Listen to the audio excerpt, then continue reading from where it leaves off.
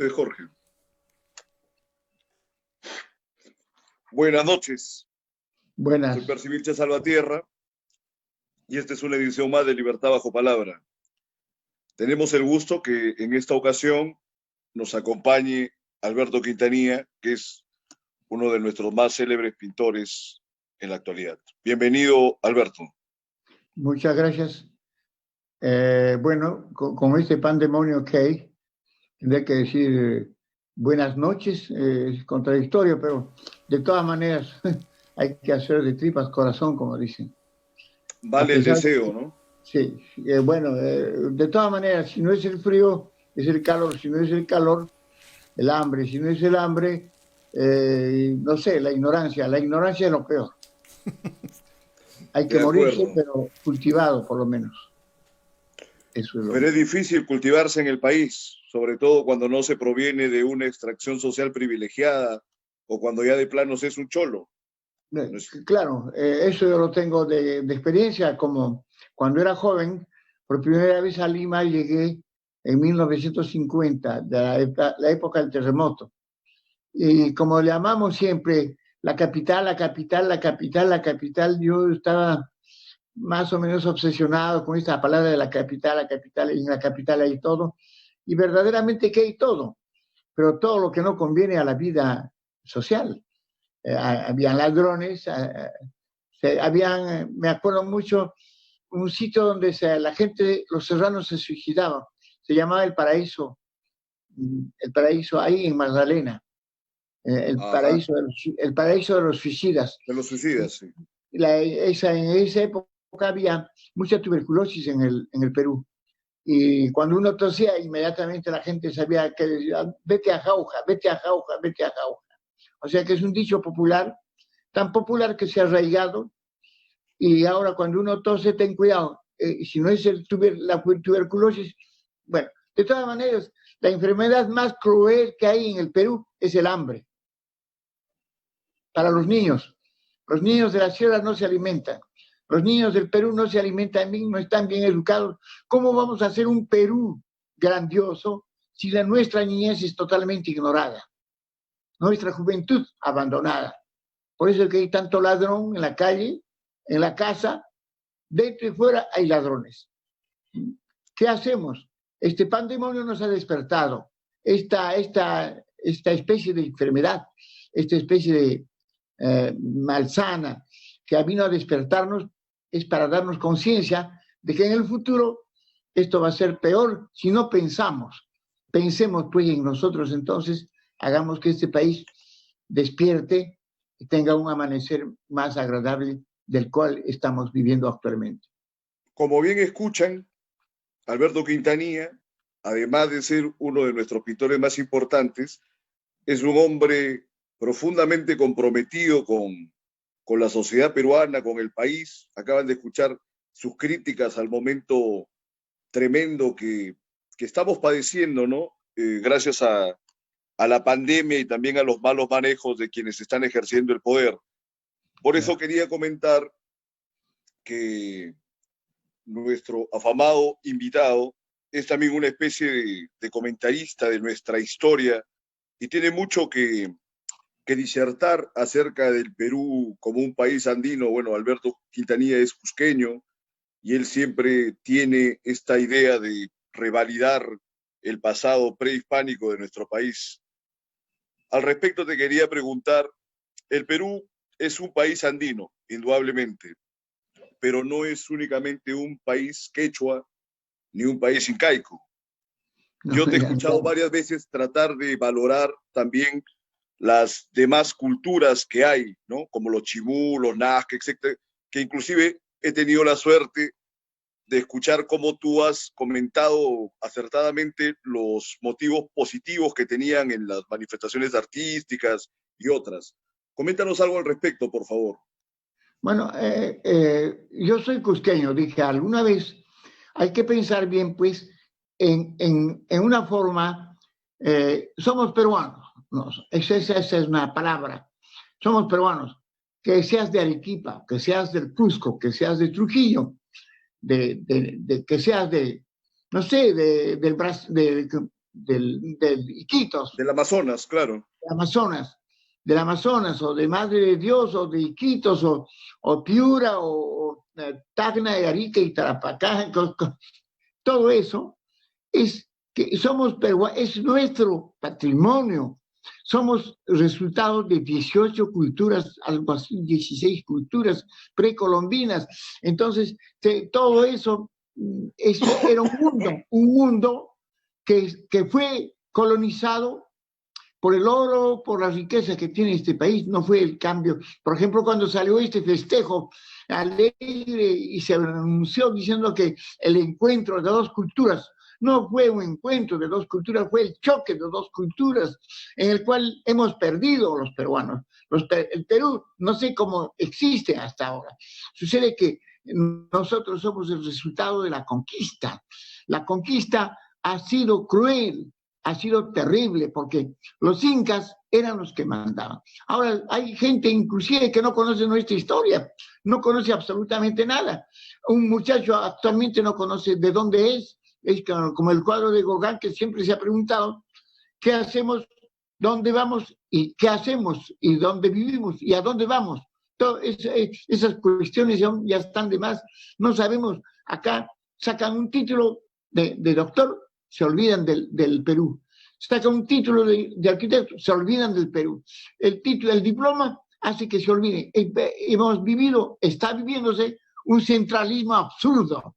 El Perú es grande y el Perú es totalmente abandonado por los mismos peruanos también. ¿Por qué? Porque no hay un gobierno capaz de desarrollar un programa que sea para todo el Perú. Hay gobiernos que vienen, los gobiernos estos departamentales que son electos. Regionales. Sí, gobiernos regionales no se ocupan del Perú porque son gente, parece que hay amistad entre ellos o un nexo que los amarra a todos y hace lo mismo. Entonces ya habría acabado, o no quisiera que existan estos pretextos para justificar siempre la existencia de un pueblo que sufre y se muere de hambre. No hay niños que se mueren de hambre. Bueno, en este país tan rico ya no hay alimento para los niños, ya no hay alimento, y no solamente hablo del alimento material, sino del alimento intelectual. No hay, se ve claramente que ahora con este pandemonio no habían camas, los hospitales están, les falta camas, catres, médicos, enfermeros. He visto los hombres que se matan limpiando los mercados, las calles que quedan sucias todo el tiempo. Son los trabajadores ¿qué sería este país, como dicen, sin empleados? No existiría. ¿Y quiénes son los empleados? La gente serrana que ha dejado el agro, ha dejado la tierra abandonada y viene a ganar sus centavos. Y de repente vienen los venezolanos para matar, para robar, asesinar. Bueno, entonces, todo excepciones, ¿no? Son cosas terribles, insoportables, y es el pueblo que lo está soportando todo esto. Ahora, el tipo que quiere gobernar, que aprenda, pues, que conozca bien el Perú. Este país es conocido por los mismos peruanos. ¿Qué vamos a hacer? Si en el Congreso... Es una crítica muy centrada y precisamente es algo que vemos con las disposiciones que dan, por ejemplo, el Congreso, el Poder Ejecutivo, etcétera. Hay gente que ejerce el poder y, como muy bien lo está señalando, no conocen el país, no conocen ni la misma ciudad, no pueden caminar por ahí. Es un problema muy grande. Ni les interesa, porque hay cosas que hay que pensar y ponerlos a punto, ¿no? Hay tantas universidades, parece que es un buen negocio hacer universidades, pero ninguna de las universidades del Perú ocupa un lugar preponderante e importante en el mundo de la universidad. En el mundo, digo, en el mundo, porque hay universidades. Hicieron una selección, parece que alguna vez apareció solamente como una universidad importante, una de las universidades de América Latina, que era la de México, y de repente la de Argentina, pero tampoco. Sí, la UNAM sí tiene un alto desarrollo, por supuesto. Bueno, lo que pasa es que tenemos un grave retraso también en el aspecto educativo que se ha dejado de lado por muchos años, ¿no? Claro, inclusive la semana pasada tuvimos a Hugo Neira como invitado en el programa y nos comentaba de la calidad que tenía la educación cuando él era un muchacho en los años 50, que casualmente es de la misma generación que usted. ¿no? Hugo Claro, Neira, somos amigos y no nos vemos por este pandemonio, posiblemente ya nos veamos pronto. Yo estoy de acuerdo con él, estoy de acuerdo, ya hemos estado de acuerdo con muchas cosas hace años que nos conocemos, nos conocemos en París, tanto nos conocemos en España, tanto nos hemos conocido en Italia o en cualquier han país. practicado box juntos también parece, ¿no? Hay una historia sobre eso. Claro que sí, pero es una gran persona que conoce bien el Perú. Él cuando habla sabe lo que está diciendo. Él me conoce además. Bueno, las cosas Sí. justamente que están a punto, pues desde hace años, es que el Congreso, ahí en el Congreso yo supe cuando llegué de Francia, algunas veces vengo, todos los años vengo acá, vuelvo. Y me doy cuenta que el Congreso estaba lleno de gente que no es competente para nada, muchas cosas. Hay gente que ni siquiera creo, con primaria completa, no sé. Hay gente que ha entrado con recomendado. ¿No? Han descubierto que hay gente que no tiene título, gente que trabaja en el Congreso sin títulos. Además, están metidos en una serie de... es terrible describir todo lo que dicen del Congreso. Bueno, yo espero que esto cambie, pues. Y justamente estamos cambiando poco a poco. He llegado yo el 12, 14 de febrero de este año y yo tenía que volverme 2, 3 meses después. Pero me he quedado con esta cuarentena hasta ahorita que estoy acá. Liquidé mi viaje. Yo vine para una gran exposición en el Cusco, una exposición también que el Club de Leones organizaba en Piura para otras cosas, otra exposición en Arequipa, en Puno, etc. Pero todo se ha ido al agua. Ahora, para reponer todo eso, tiene que pensarse de que todo esto no se va a organizar en 2 días. Y con gente incompetente, peor aún. Tenemos que pensar que este pueblo tiene que ser reorganizado de tal forma que no podamos tener nunca dificultades para curar nuestro mal. Tenemos que tener medicamentos, tenemos que tener médicos a nuestro alcance. No, las acá recetas son bien claras, pero el problema es que aquí no hay posibilidades de llevarlas a cabo porque sigue el mismo círculo. Este Congreso, que asumió funciones luego de las elecciones de enero y de la disolución fáctica que se dio el 30 de septiembre del año pasado, ha mostrado que tienen las mismas condiciones que el Congreso anterior y ahora se vienen las elecciones de 2021 y se vienen 5 años más de lo mismo. Entonces es un embrollo que la misma gente no reaccione. ¿Por qué Alberto Quintanilla es un hombre tan crítico, pero lamentablemente esa no es la condición natural del peruano? Inclusive ahora me recuerdo una frase que iba a decir al iniciar el programa, era, Valdelomar dijo alguna vez cuando le reclamaban sus desplantes que ser orgulloso en un país de sumisos era una virtud. Alberto Quintanilla es un peruano orgulloso.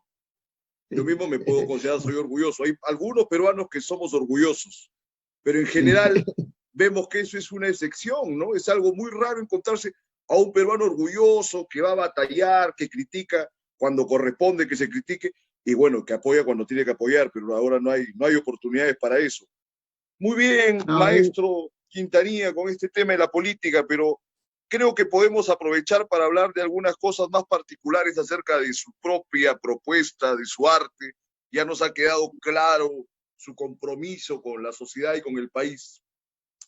Una cosa que siempre me inquieta cuando veo sus obras, sus exposiciones o alguna vez que he llegado a su departamento, a su atelier, es esta convivencia de dos mundos que creo que no solamente forma parte de su obra, sino quizás también de su propia vida, ¿no? Que es como habitar entre el sueño y la pesadilla, o inclusive entre el infierno y el paraíso, ¿no? Que hace manifiesto en todo su imaginario. ¿Qué nos puede comentar al respecto? No, bueno, es que el artista debe transmitir el estado, la situación en la cual se encuentra. Yo no puedo reírme, yo no puedo llorar, yo no puedo... Es una situación la que vivimos constante, es una constante. Desde que he nacido me he dado cuenta que es un país totalmente dividido. Primero que es un drama de que no sepamos lo que es el Perú. El Perú, todo el mundo dice, nos han criticado, han dicho palabras, frases, Raimondi, Humboldt, que el país es riquísimo. Efectivamente, el país es riquísimo. Pero ¿dónde está eso? El otro día he dicho, cuando yo era niño, he visto todavía vendedores ambulantes en el Cusco que vendían fruta, que vendían papas, cebollas, esas cosas en el mercado, pero cada mujer tenía un tubo de plata en su mantilla, en su ligia, tenía atravesado un tubo hecho de plata, de auténtica, y habían otras mujeres que vendían fruta que tenían unos, le llamaban chupetes de oro, poseían algo de riqueza esa gente, pero ahora no tienen, todo es plástico, no tiene nadie un elemento que sea, como dicen, como una recompensa a su estado de la situación en la cual vive. Gente pobre que tenía un poco como símbolo un arete de oro, o un anillo de oro, o un diente de oro, se hacían poner, pero ahora hay gente que no tiene nada, ni un centavo, ni para comer. Entonces, bueno, la gente que ha tenido poder se acostumbró a vivir muy bien y solo.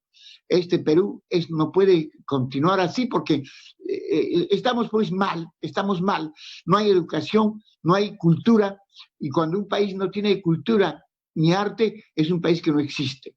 Nosotros tenemos que existir y no olvidemos que estamos viviendo el drama del comienzo, porque yo dije, el Perú está mal desde el momento del contrato de Panamá. Es muy siglos que estamos mal, no nos hemos curado, nos han engañado. Los ganadores, los triunfadores de esta batalla que hubo para conquistar este país fueron los españoles. Ganaron, hablaron de ellos mismos, de sus hazañas, pero nunca hablaron de la miseria, el racismo y la situación en la cual vive el hombre andino. ¿Ya? El gobierno de Lima. Y el costeño también, y el amazónico igual.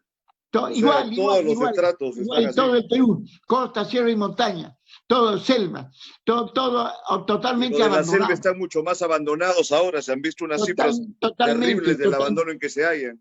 Y hay un racismo también, cada uno quiere hacer prevalecer su lengua, su lenguaje, y estamos en competencia, ya que yo hablo mejor tal cosa, y yo hablo mejor tal cosa, que yo, bueno, entonces, esas cosas nos distraen. Yo dije el otro día, justamente, que en vez de estar hablando que festejando los días, hoy día es Día del Maestro, por ejemplo. Bueno, casi nadie ha hablado del maestro. Hablan en la televisión un poco, bueno, pero la gente popularmente se ha olvidado lo que es el maestro.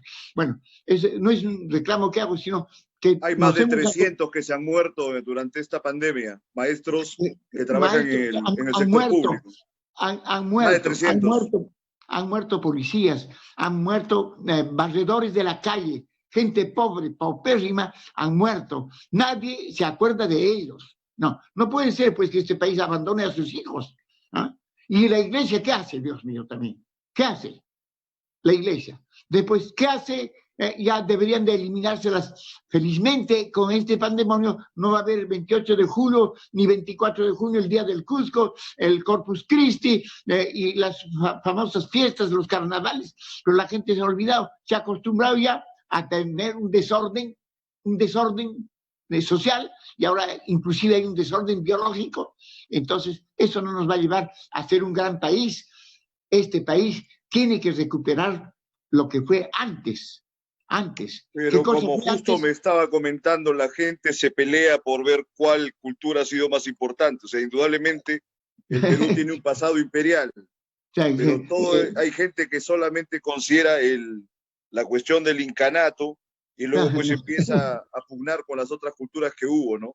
Debería buscarse una mayor comunión, una aceptación de todo el pasado. No, el chauvinismo tiene que desaparecer, tenemos que comprender bien que los milenarismos trasnochados, ¿no? Claro. Lo esencial es que comprendamos que este país ha tenido posibilidades grandes y estaba en marcha, pero viene la conquista y todito se fue al agua, todito. Entonces, ¿qué nos dieron? Una religión diferente, un idioma diferente, una comida diferente, una costumbre diferente, otra lengua. Entonces, recién ahora hay una preocupación por el quechua, y no solamente por el quechua, sino por las otras lenguas de la selva. ¿Ah? Tenemos que, dice, es una búsqueda de identidad. Claro que sí, es una búsqueda de identidad, pero tampoco no hay que quedarse buscando todo el tiempo. Hace 500 años, hace 1000 años que estamos buscándonos y no nos encontramos. Por favor, Bueno, tratemos el de próximo año comprender. ya se cumple 2 siglos de la independencia republicana y ese es el mayor Sí. problema, que en 200 años pareciera que no se hubiera hecho mucho por consolidar No se ha hecho, una idea de no se nación, ha hecho nada, pero no se sin ha hecho embargo nada. sí hubo personajes que se han sacrificado por el país, que deben ser Claro, ejemplo, y a esas personas no claro, los reconocemos, hay que reconocerlos, hay que claro. ponerlos en una vitrina y honrarlos Hablemos de como ellos en vez de corresponde. estar hablando, de muchas cosas que no tienen un valor. No, siempre estamos hablando y pintando como un país extranjero. No, somos extranjeros en nuestro propio país, por favor, Dios. Entonces, ¿qué pasa? ¿Para qué es este país? ¿Por qué es este país? ¿De qué es este país? Preguntémonos siempre y hagamos de cuenta de que esto es nada Maestro, más que una enfermedad que va a ¿considera que pasar. esa crítica social la hace presente en sus obras, por más oníricas que puedan parecer? ¿Usted considera que está Claro ese que sí. sentimiento social en su propuesta estética? Yo estaba tratando de hacer una pintura que no sea la copia, porque todos los artistas estaban dedicados a copiar Europa, que la pintura abstracta, que la pintura cinética, que la pintura abstracta lírica. Si son rayas dicen cinetismo, si son cuadraditos dicen abstracto geométrico, ¿No? si son manchas abstracción lírica. Abstracción lírica, no, por favor, pensemos en que nuestro pueblo necesita un sostén cultural poderoso, fuerte, y lo podemos hacer. Un sostén, pero que piense en la gente que es capaz de cambiar este país. No pongamos, me acuerdo, yo vivo en París, entonces he visto que había una embajadora que era tan inútil que no sabía nada. ¿Cómo pueden ser representantes, gente que no sabe nada del Perú? Embajadora, una señora. No quiero citar nombres, pero hay gente inútil nos han representado, que no sabían nada, no sabían qué cosa es el Perú. Entonces han sido Sucede en todos embajadores, los claro, estratos de la sociedad, lógicamente, del gobierno, sí. sí, Es una pandemia como más Bellas grande que Artes. el coronavirus, o una Claro epidemia, que por lo sí. menos. Sí, sí, eso es perfectamente. Lo que pasa es que hay tal es no sé, son las mafias, no sé, que la gente que nos representa no tiene el valor de ser claro y preciso en las cosas. Sin embargo, se sigue insistiendo. Hay cosas pues que deberían, es increíble cómo este país está contaminado no solamente con coronavirus, sino con gente también totalmente inútil. Y esa gente también está en este momento, por más que se quiera cambiar, están adoloridos, les duele haber perdido un puesto importante que ganaba su vida. Había un tipo que el otro día han presentado un cómico, no sé qué diablos, recomendado ganando tanto dinero por cada mes, ¿no? No puede ser. Esa es una equivocación Aquí que el pasa gobierno... cualquier cosa, pero la única No, bueno, solución, entonces, maestro, es que la gente tome cartas en el asunto. Mientras la gente no tome bueno, cartas en el asunto, y es algo que decimos todos los programas, y lleven verdaderamente a gente que sí les represente y que no represente a los inversores de sus campañas o a terceros que tienen malas intenciones sobre los tesoros del país, las cosas no van a cambiar. Entonces, esa sería la no, única solución que podría haber, ¿no?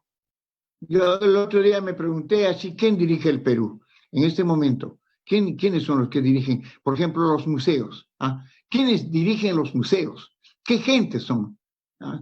¿Ah? Director del museo tal, director del tal museo. Tienen que ser los peruanos, ¿no? No otra gente. Pero sin embargo, yo veo que hay mucha gente que ha sido puestos en el poder por otra gente que estaba en el poder y que ahora ya se han apoderado del puesto. Sucede que también hay critiquillos que no critican lo que es el arte, sino critican a otra situación. ¿Ah? lo que pasa es que en este país, cuando se habla de cultura, no son, como dicen, no son los que conocen bien la cultura, sino hay muchos que no Pero, saben por qué ejemplo, cosa en es. este caso, creo que sí sería importante dar algunos nombres. Usted en el curso de su larga vida ha discutido con cualquier cantidad de gente. El otro día leí una crónica que hizo Alberto Alarcón, el poeta piurano, me dice, bueno, y Quintanilla siempre está peleado con medio mundo, ¿no? Es una manera de ser crítico de la realidad. No es recomendable para todo el mundo, hay que tener el pellejo muy fuerte, ¿no? Pero usted está hablando de extranjeros que manejan el orbe cultural. Bueno, entonces básicamente estaría hablando que de Buntix o de Lama, que usted ha tenido ya encontronazo con ellos hace varios años. Y no hay otras propuestas no hay peruanos que ejerzan esas funciones, está comentando ahora. Sí, No sí, hay peruanos, hay peruanos que pueden ocupar. ¿Cómo ve ese tema? Eso se puede cambiar, pero hay círculos viciosos, pues. Yo conozco muchos círculos que están envueltos, mucha gente, hay como grupos que no pueden exponer, por ejemplo, jóvenes que quieren exponer. Ahora, otra cosa, ¿por qué organizar una bienal invitando pintores extranjeros?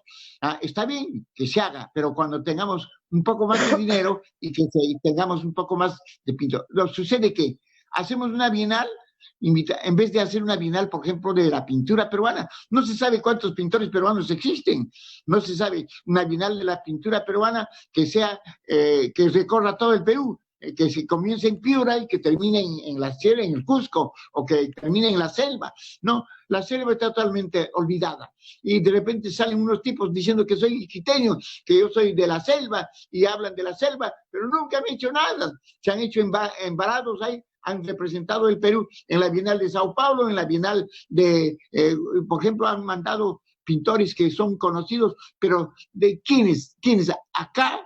Conocidos ¿Pero acá. qué pasa, pero allá, maestro? ¿A usted no le han absurdos. invitado a estos eventos? No, a mí, mira, por ejemplo, yo tengo 88 años, ¿ya? Y el premio nacional hace tiempo que han podido darme, pero no me han dado. ¿Por qué? Porque yo hablo claramente de las cosas. Sin embargo, le han dado a un tipo. Ahí decía en los reglamentos, decía que la persona que va a recibir el Premio Nacional de Cultura tiene que pasar de los 50 años o 60 años. Pero le han dado a uno que tenía 26, 28 años. No puede ser, pues, ¿no? Y había, pues, el director de... Maestro Quintanilla, bueno, sí, estamos llegando ya a la parte final de este bloque.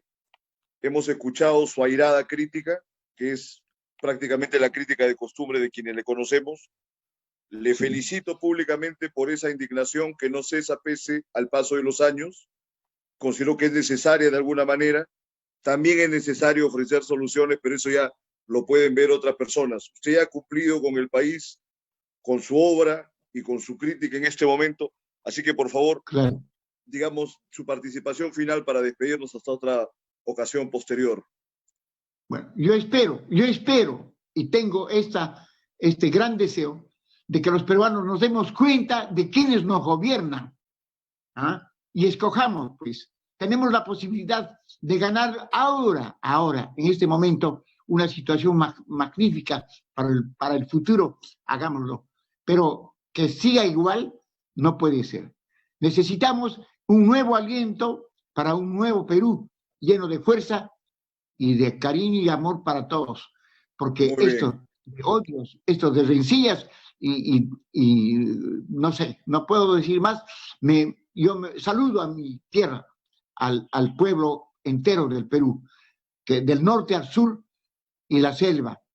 Por favor, pensemos que esta enfermedad, el coronavirus, nos ha traído sorpresas, y la sorpresa más grande es que vamos a cambiar. Tiene que cambiar. Y en quechua se dice, así tiene que ser. Gracias por todo. Así tiene que ser, maestro. Vamos a conversar en alguna ocasión, vamos a programarlo. Ha sido un gusto tenerlo en el programa. Gracias. Hasta la próxima. Gracias.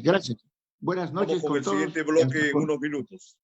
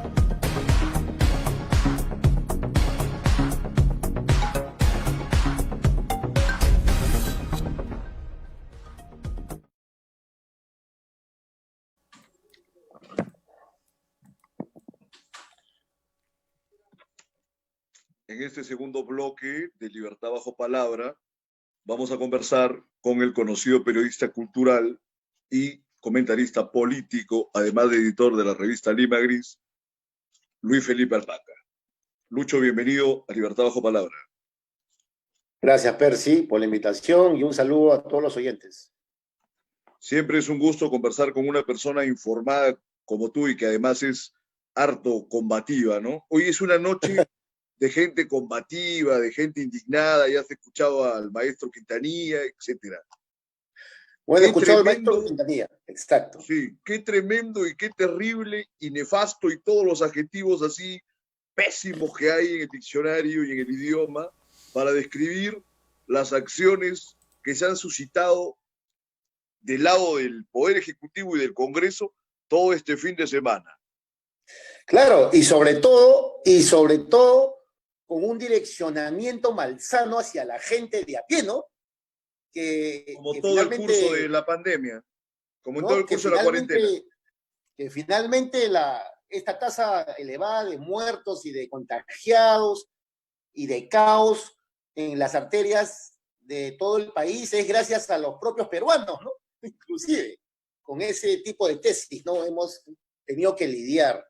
Pero en resumidas cuentas, pues, yo quiero puntualizar algo muy, muy específico.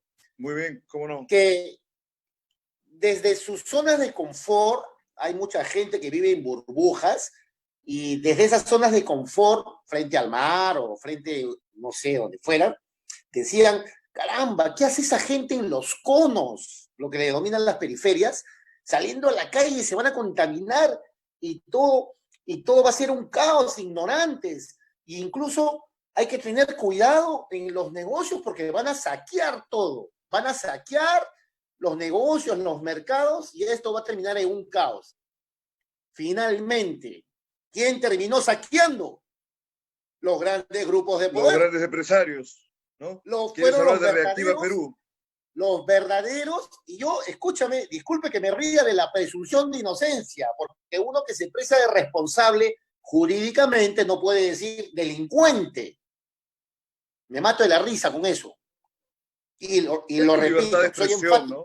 Ya que te lleguen las notificaciones ya es otro tema. Que me llegue. En ese sentido, yo resalto y soy enfático en decir los delincuentes que saquearon al Perú en este contexto de emergencia no fue la gente de a pie, fueron los grandes grupos. Y cito, Grupo Intercor, a través de todas sus boticas y farmacias, que elevaron los precios miserablemente.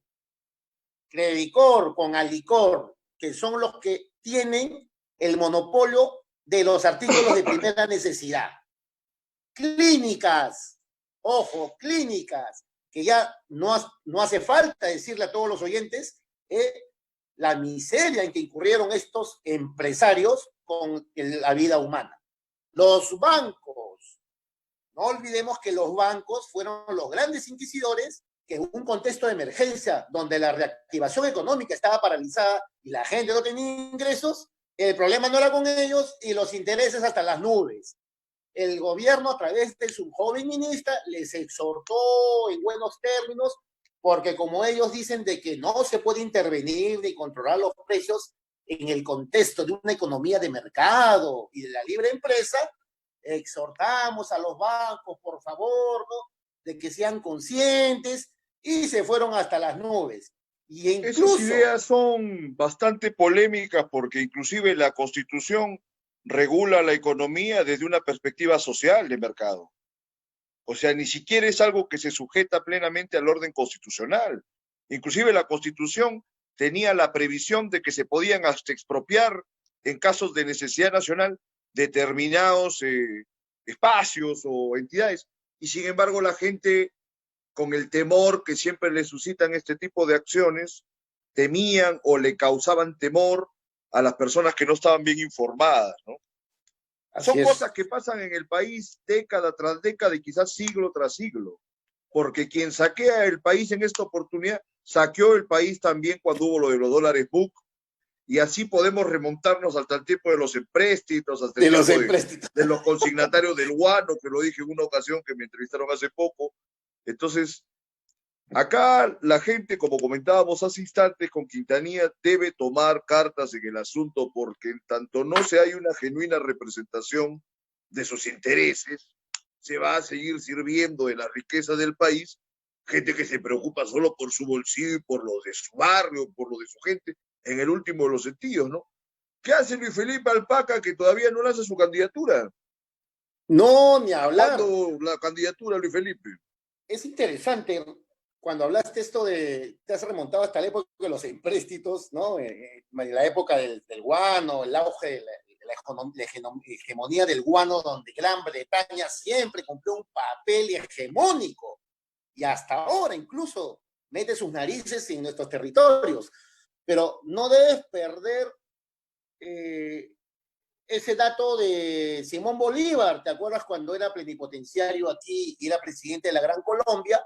Él emitió un decreto que tenía 3 o 4 artículos donde decía que la pena capital era para estos funcionarios públicos que choquen con los fondos del Estado. Y eso no lo veo mal. Después cuando ya en la post época coyuntura de independencia, derogaron esa ley y ahora obviamente llaman de que es demagogia, de que es una demagogia sin sustento, pero yo me pregunto, la alcahuetería del Pacto de San José, más allá de los beneficios, ¿cuáles son los pasivos que ha acarreado?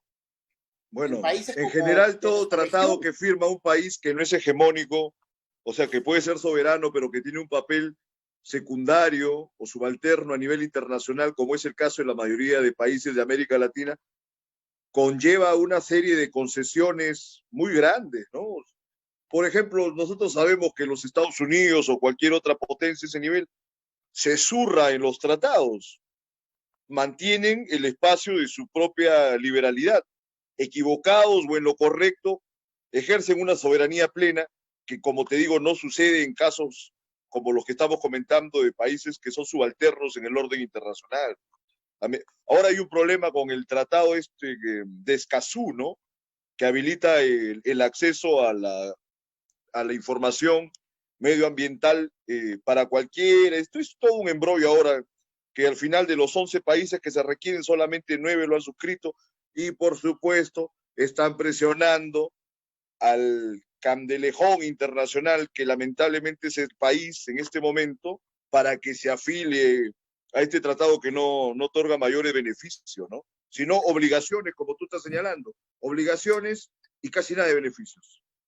Y también me has hecho recordar de esta anécdota macabra o chistosa de hace un poco menos de 20 días, creo que un grupo de embajadores enviaron una carta al Parlamento Nacional, dizque exhortando de que tomen en cuenta la contratación de los peajes que estaban en los arbitrajes internacionales. Mire el desparpajo de estos gobiernos, creo que era Australia, Canadá, no, Austria, Canadá, Francia, Canadá es básico, Canadá, Francia. ¿no? Y Colombia. Porque yo escribí un ensayo en respuesta, nadie le contestó a eso en el Congreso como se debía, fue un acto terrible. No, los internacionalistas estaban todos de mal humor por eso, con razón. Pero más vergonzoso fue el rol del canciller Rodríguez Cuadros, que en una entrevista dijo, bueno, ya me dieron sus excusas. Ese es el tipo de embajadores que tenemos en el Perú. Es una vergüenza, señores. Lo que sucede es que en este país se le da grandes credenciales a estas personas que han hecho una carrera, en este caso diplomáticas, más allá de sus frutos. O sea, la meritocracia obedece solamente a tu experiencia cronológica, así esta haya sido mala. Eso tiene que cambiarse. Entonces, este embajador... Hay muchas cosas que tienen que cambiar, pero en este asunto internacional que se dio, lo peor fue la manera en que el Congreso no tuvo ninguna participación como correspondía, ¿no?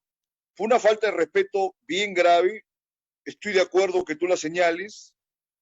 pero este canciller fue Mesa Cuadra. Mesa Cuadra, perdón, Mesa Cuadra. Sí, sí. ¿Sabes qué pasa con el tema? Que, o sea, esa afrenta fue pública y las excusas fueron privadas. O sea, yo creo que ahí no tienen ninguna clase de carácter quienes están ejerciendo el poder en este sector, porque por lo menos correspondía hacer un llamado de atención a estos países, por lo menos a sus embajadores. Es bueno, yo voy más no, allá. Yo voy más allá. Como debía ser. Yo voy más allá. Eso fue una insolencia. Lo mínimo, menos que debió pasar es que esos embajadores retiren su presencia de este país. Porque no somos Tendría unos que haberse hecho solicitud de la parte peruana, pues, y no han reaccionado para nada. Es como así estamos, que se han agachado para que los pateen y es una vergüenza nacional. Muy bien que los señales. Pero yo me pregunto sobre eso, muy indignado. Yo me pregunto, ¿hasta cuándo vamos a estar en una tribuna de críticas porque todo sale mal? O mejor nos ponemos a leer una novela distópica. Pero justamente eso te estaba preguntando hace rato, con la confianza que nos tenemos, que nos conocemos muchos años, te digo, pero Luis Felipe Alpaca, preferible que te lances al Congreso tú, yo, otros personajes que hacemos críticas constantes, antes que la gente que están ejerciendo el poder en este momento. Es que haya un partón, puedes hallar tú una participación pública para candidatear. Es todo un problema también. Ese es el tema. Una golondrina no hace verano. Y aquí ya existen castas políticas, mal que bien, que tienen que ver con un ejercicio que se llama reciclaje. Hay castas, para bien o para mal. Se ve lo que pasa con este Congreso, que no ha habido ninguna renovación de calidad, de talento, nada. Es prácticamente lo mismo que el Congreso anterior. Y así todavía hay quienes creen que se puede hacer una nueva constitución. Imagínate una constituyente con esta clase de individuos. Bueno, la pachotada. Es una desgracia. La pachotada que han cometido ayer, al aprobar aparentemente esta inmunidad, este retiro de inmunidad parlamentaria, que era un proyecto de ley ya desde el año pasado, y lamentablemente parte de la gente, parte del vulgo, es que la gente tiene que educarse e informarse. Lamentablemente parte del vulgo desconoce al menos los 2 primeros capítulos de la Constitución, que son fundamentales para cualquier persona que se precie de ser ciudadano. En ese sentido, bueno, no estamos hablando del artículo 93 y el resto de 3 artículos que han tratado, pero dan a entender a la gente de que ya retiraron la inmunidad parlamentaria y la gente se siente bien servida. Pero el tema es más serio que eso. Por un lado, han retirado la inmunidad parlamentaria, que todavía tiene que resolverse en la segunda legislatura, que ya empezó. Empezó. Pero no mencionan, aunque está en el texto sustitutorio, de que se han blindado con respecto al antejuicio político para actos, no le llamo delitos, pero para actos funcionales. Eso quiere decir que si un congresista a futuro mata a alguien o roba a alguien, va a ser tipificado en delitos comunes. Por lo tanto, la inmunidad en esos casos procede. Pero ¿qué pasa si tiene una conducta, ¿no?, irregular en el ejercicio de sus funciones? Ahí viene el tema. Entonces, haciendo un análisis que no tiene por qué ser ni siquiera constitucional, ahí hay una especie de direccionamiento de protegerse. Y eso yo creo que los constitucionalistas en algún momento dado lo tendrán que discutir. Y en el último de los casos, cuando este refrendo se haga ley, yo me imagino que va a haber por ahí una acción de inconstitucionalidad y definitivamente el Tribunal Constitucional lo va a declarar fundado. La inconstitucionalidad me parece que va a ir sobre todo a la cuestión del retiro de la inmunidad para la cuestión del presidente y la cuestión del antejuicio para los ministros, que esos son temas que no habían sido debatidos en la Comisión de Constitución.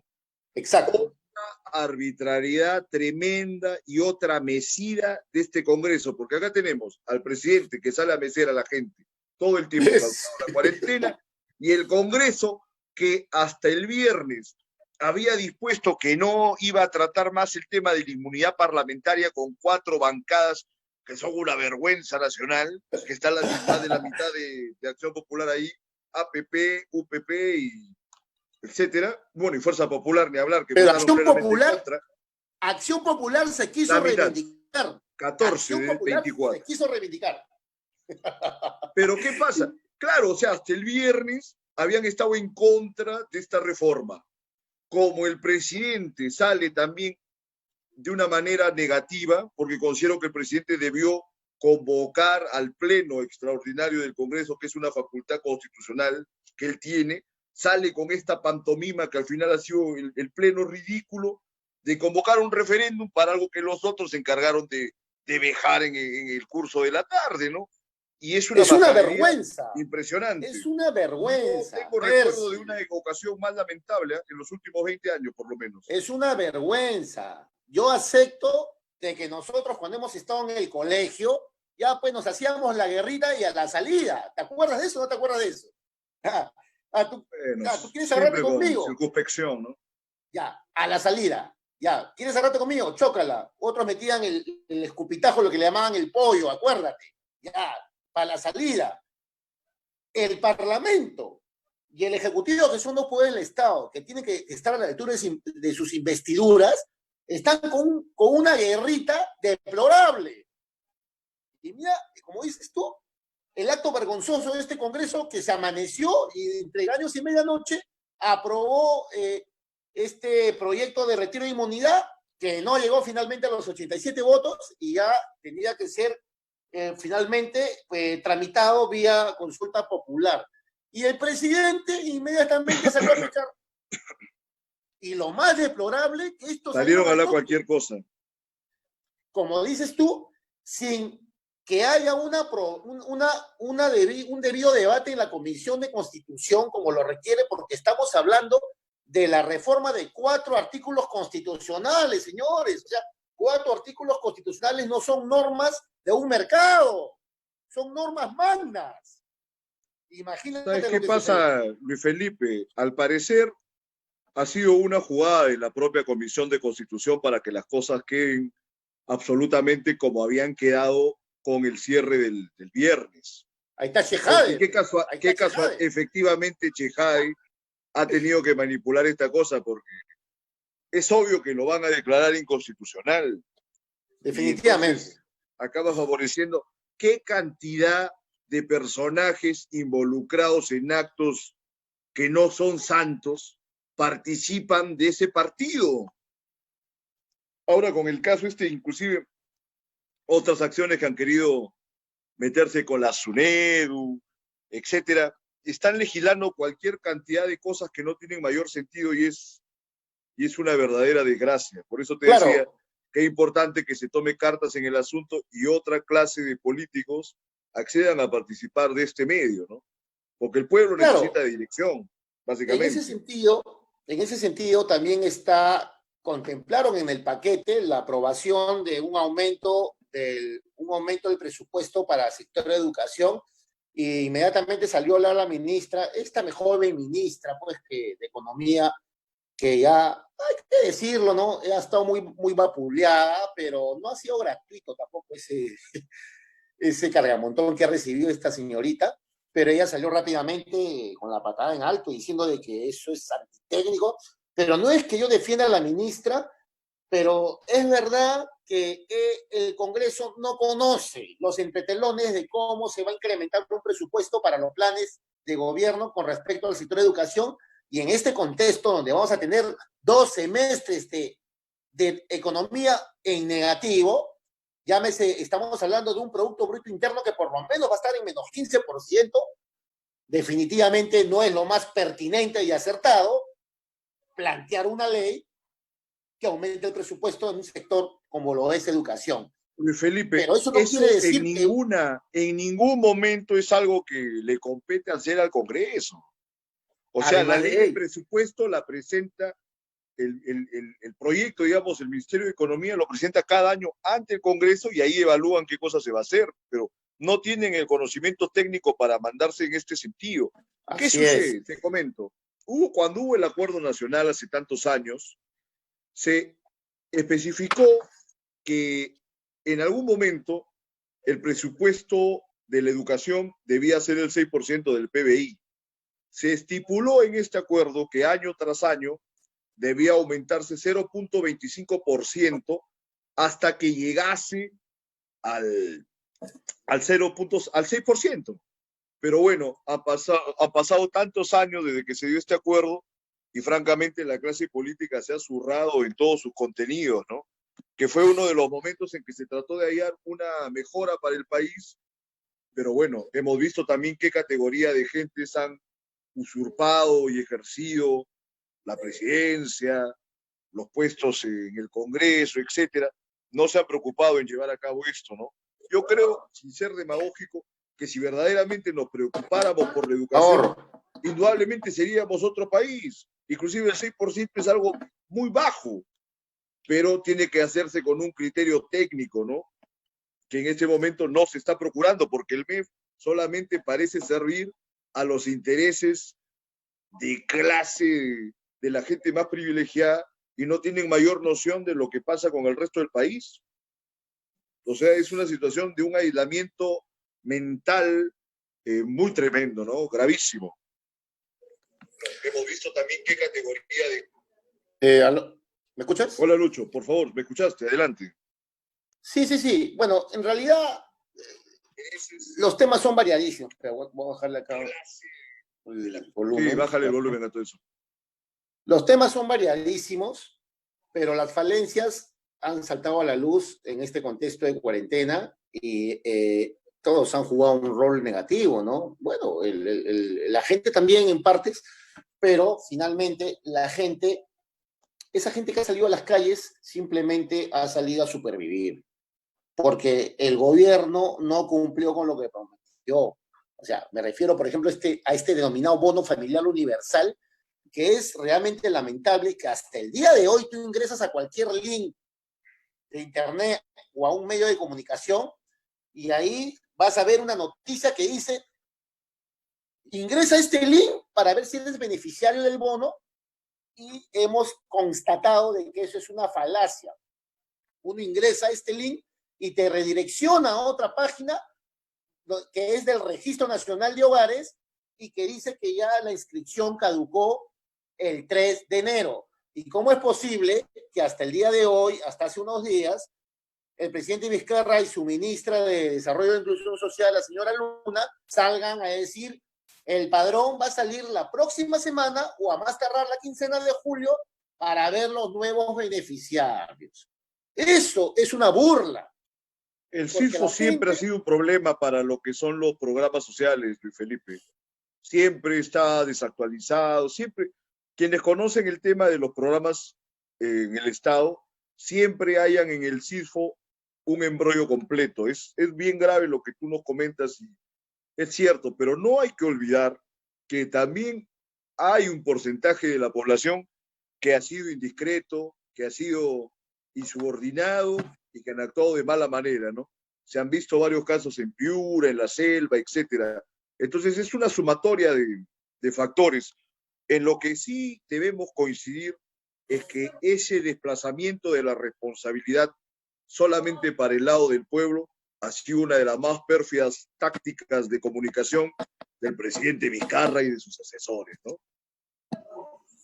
Claro, lo que sucede es que la responsabilidad es compartida, pero yo sigo pensando que el padre, el tutor, que tiene que ser paternalista con sus administrados, es el gobierno.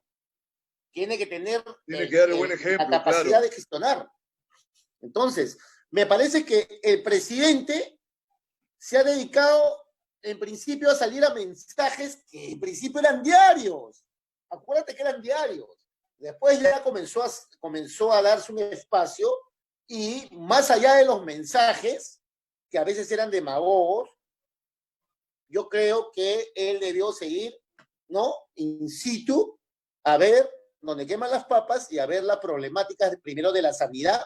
Y otro de los grandes errores es, lo escuché también en Numonera, estos confinamientos absolutos es una metodología entre otras, porque hay confinamientos regulares, ¿no? Relativos, y hay la llamada inmunidad de rebaño, que la gente se asusta. La gente se asusta cuando escucha hablar de la inmunidad de rebaño, que es la que nos ha salvado la vida en los últimos 500 años. Es una inmunidad por antonomasia que todas las poblaciones del mundo la han ejercido por un tema de facto. Entonces, para crear los anticuerpos en la gente que ya tuvo el virus. Pero como estas políticas obedecen a hegemonías geopolíticas de grandes grupos, y no quiero hablar de conspiraciones ni nada por el estilo. Es un tema bien espinoso ya, pues. Es sí, un tema espinoso. Se ha llegado a eso, pero ya, perfecto. El presidente Vizcarra dictó la cuarentena absoluta a partir del 16 de marzo, pero eso debió llegar debajo del brazo con su paquete económico. Ahí vino el problema. Ahí vino el problema. ¿Dónde quedó el paquete económico?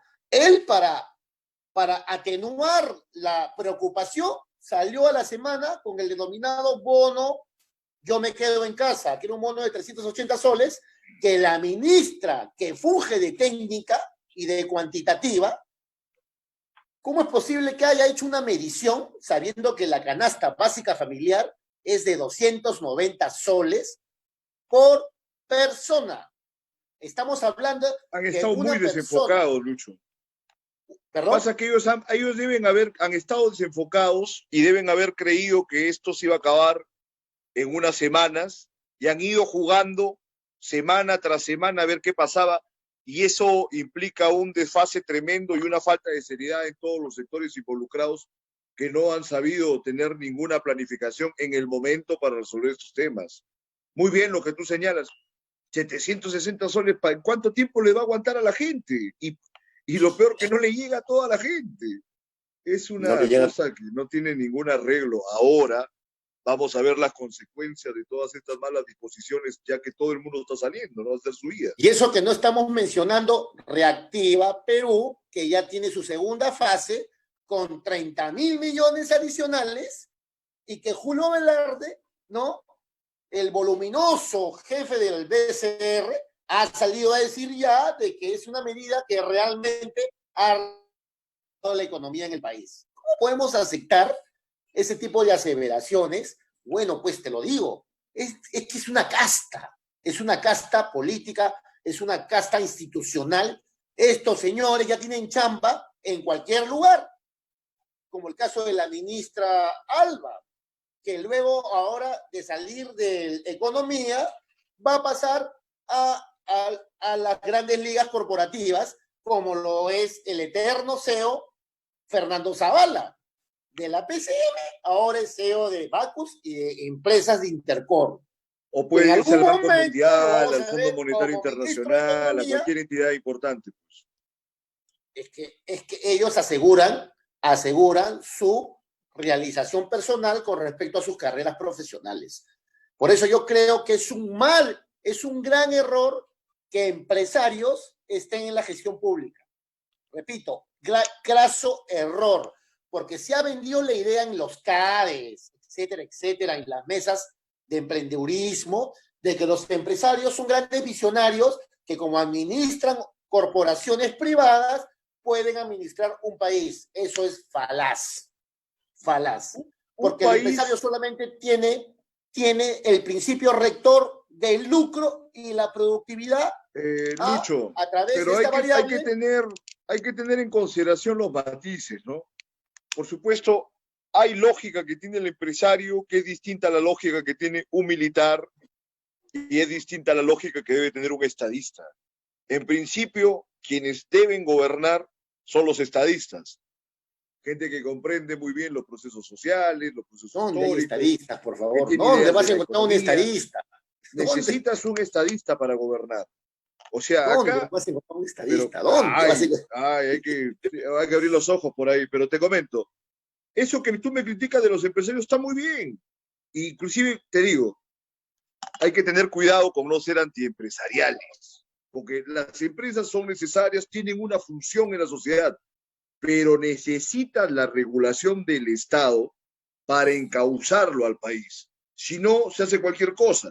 Fijémonos en PPK, un hombre que estuvo involucrado en finanzas privadas y también de alguna manera jugando con el ejercicio público década tras década. Una vez que entra a ejercer la presidencia, ¿qué cosa demostró? Desastre. No tener ninguna idea del país. Un desastre. No tenía ninguna idea del país, o sea, presidente aparte de de hacer sus negocios y sus cosas, nada más. Esa es una deficiencia que se puede hallar al plano empresarial. ¿Sí? Estás hablando de presidente de lujo que tocaba flauta traversa. Imagínate.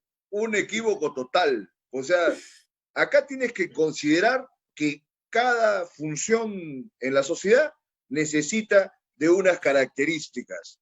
Tú no puedes extraer, ahora dicen que Roque Benavides quieren que sea presidente. Imagínate. Gobierno. Lo agarran a Antauro Humala, no, que parece que tiene carácter, que sea presidente. Que inclusive quienes lo han analizado hasta ven que el hombre es un psicópata. Pero dicen, no, que sea presidente. Sale Salvador del Solar. ¿Qué hizo Salvador del Solar? Jugó de operario de Vizcarra en el momento que se da el golpe de Estado del 30 de septiembre, que ha sido un golpe de Estado soft, ha sido un golpe de Estado. La gente se olvida. Daniel Urresti, no, que hace chacota, es un generalazo. ¿Qué van a hacer en la presidencia, por favor?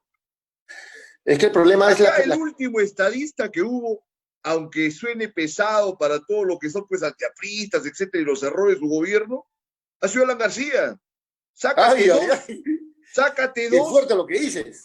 Sácate a dos para discutir con García. Yo he sido crítico, tengo artículos en contra de García, pero es un estadista. Imagínate que en 30 años creo que no ha salido otro estadista a hacerle una confrontación. Ese también es una situación trágica para el país, me parece. No hay bueno, en eso discrepo, yo podría decir, bueno, para ser bienhechor con tu frase, podría decir que ha tenido el perfil de un estadista. Pero creo que no podría decir, como tú decir, que ha sido un estadista por los resultados, porque los estadistas son los que realmente controlan, regulan, administran y sobre todo cautelan el bien común. Me parece bien tu acotación. No lo tiene un empresario. No, y el estadista, probablemente... El militar tampoco. Me gustaría seguir insistiendo en este tema del militarismo que nosotros debemos negar de varias maneras, porque tienen otra lógica de acciones. Salvo que seas un Charles de Gaulle, debes tener mucho cuidado con una participación presidencial. Pero, por ejemplo... Lo que me señalaste, esto del perfil de estadista. Pero por lo menos hay que tener un perfil de ser político. Es que el estadista en principio tiene que ser político, en principio, entre otras cualidades. Y probablemente Alan García en ese sentido, nadie puede negar de que tenía las dotes de político. Y esa es una cualidad, una fortaleza fundamental en un estadista. Pero hay un tema que creo que conversé contigo en otro momento que es importante, de que también se ha vendido la idea de que el intervencionismo o el control de precios, y esta vez ante una coyuntura de emergencia, repito, los grupos hegemónicos empresariales han vendido esa idea a los jóvenes estudiantes de economía, de finanzas, de los que se precian de ser ciudadanos, de que en honor a una economía libre de mercado se debe respetar la empresa privada. Entonces, como ha habido ahora una coyuntura negativa y nefasta para el país desde el punto de vista sanitario y económico, ahí está el rol de las clínicas, que cobraron facturas de más de $500,000 a la gente y que finalmente lo pusieron tras las cuerdas al gobierno, y el gobierno también hizo un acuerdo de medianoche para que quede una tarifa de 55,000 soles. Vizcarra se cogió de un artículo de la Constitución, ¿no? Aparentemente que era un poco engorroso, ¿no? Y finalmente, ¿en qué quedamos? Un estadista en coyuntura de emergencia sí puede intervenir, y eso no lo convierte en un dictador ni en un represor. Todo puedes hacer desde el poder si tienes una justificación. Hay que tener cuidado con las cosas que se hagan.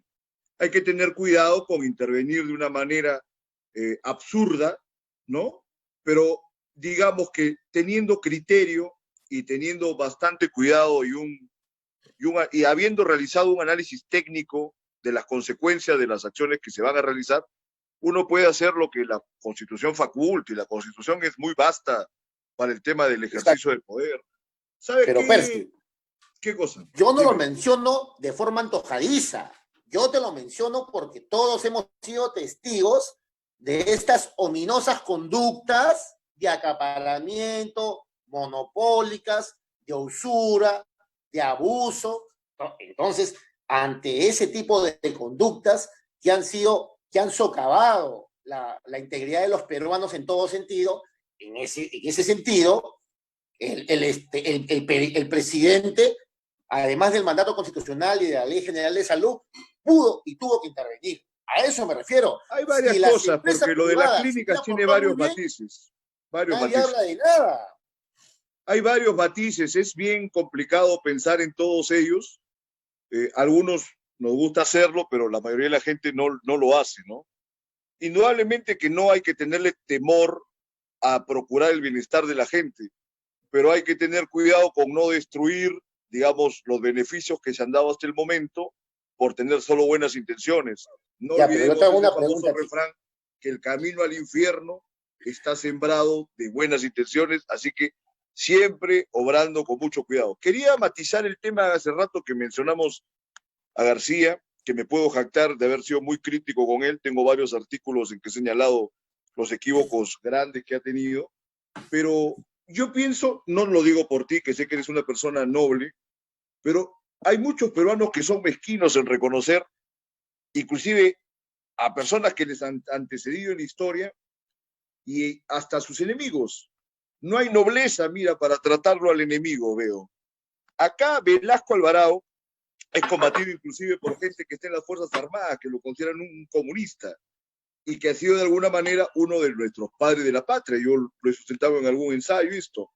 Aya de la Torre, hombre incomprendido que hasta la fecha tampoco no ocupa el sitial que merece en el imaginario popular. Así un montón de personajes. Ramón Castilla, ¿quién se acuerda de Ramón Castilla? Entonces veo que hay bastante mezquindad en reconocerle los méritos a los otros y es una costumbre que debemos cambiar, ¿no te parece, Luis? Bueno, es que es verdad, es que las épocas son diferentes, pues en principio no hay formación política.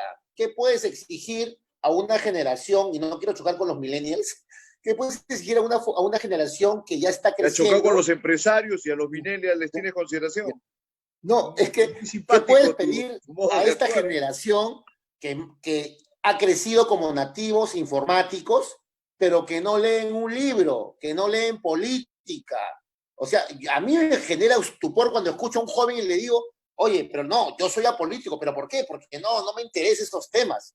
A mí me da mucha lástima, porque claro, uno desde que nace ya hace política, desde que está en el vientre de la madre ya hace política, desde que va a un colegio en el kinder ya hace política, y tienes que involucrarte en los temas políticos. Entonces, ¿por qué? Porque ciudadanía se construye no por tener un DNI, ni cumplir con tu principio fundamental de identidad. Ciudadanía se construye interrelacionándote y comprometiéndote con tu entorno civil, tu ciudad, tu sociedad. Entonces, la política es fundamental en los almácigos que son los jóvenes para que puedan tener un olfato y un norte. Y a partir de ahí, imagínate que no tendríamos en las aulas universitarias, en las mesas de discusión, en las elecciones, o sea, sería otro el cantar, pero esos grandes pensadores, que no hay que negar que han sido connotados, obedecen a otras épocas, pues, o sea, las épocas eran diferentes. Pero tú crees que en este momento no las hay. Hay cualquier cantidad de académicos y de gente que está preocupada en pensar el país. Lo que hay que procurar es de que tengan unas ventanas de exposición adecuadas. Y los académicos tienen otro problema. Ideas a la gente. Los académicos también caen en otro sesgo. Se ufanan de ser académicos. Tu posición ante los académicos, pero hay académicos y hay gente que no necesariamente permanecen dentro de lo que es la academia, pero que igual se esfuerzan en pensar el país, en criticar lo que es negativo y en hallar soluciones. Yo inclusive te considero uno de ellos que eres bien crítico siempre con tus artículos y tal, ¿no? Entonces hay que procurar esas alternativas. Hay que tratar de sincerar el discurso. Los académicos critican las doxas, desprecian las doxas de la gente, y ellos se vanaglorian de tener los epistemes habidos y por haber, pero ojo, yo me atrevo a decir que los epistemes simplemente son la punta del iceberg, no lo es todo. Porque esa es tu percepción, pues, pero ¿sabes que hay algo peor? Termina, por favor.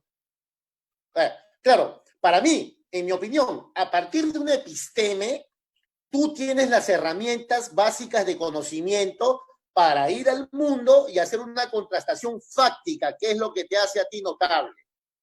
Pero Tienes los que tener los dos, académicos pues. Debes tener se los dos. ufanan de ser epistémicos, se ufanan de ser Conocen la realidad, epistemológicos dice. Sí. y viven en su burbuja de marfil.